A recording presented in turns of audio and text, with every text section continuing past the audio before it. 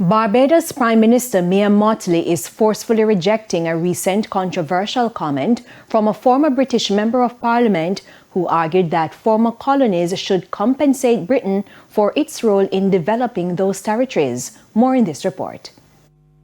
Just as Caribbean nations continue to intensify their push for reparatory justice, the conversation took an unexpected turn this week. Former UK MP Suella Braverman sparked outrage with a post on social media platform X suggesting that countries once colonized by Britain should be paying reparation to London. She argued that Britain invested heavily in its former territories and deserved recognition.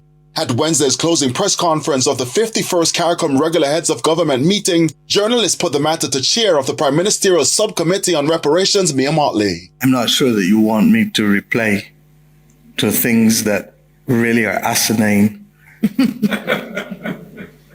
And certainly the notion that we should pay the United Kingdom for oppressing us, for enslaving us, and for treating us as chattel.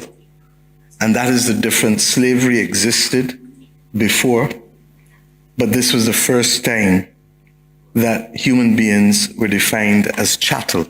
The comments from the former British MP comes as Jamaica prepares to take its reparation campaign directed to King Charles later this year.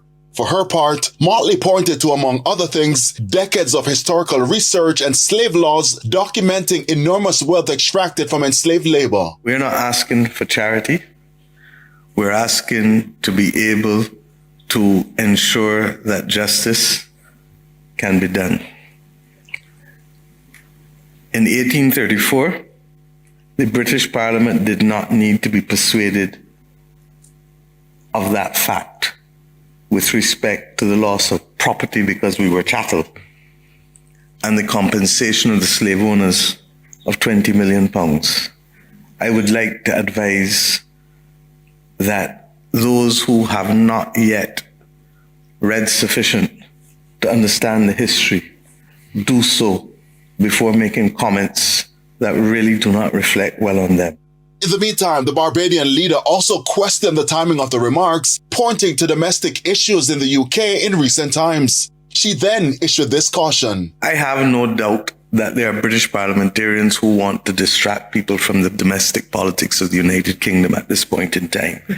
But the Caribbean should not be used as a prop in those circumstances. Anthony Lug, TVJ News.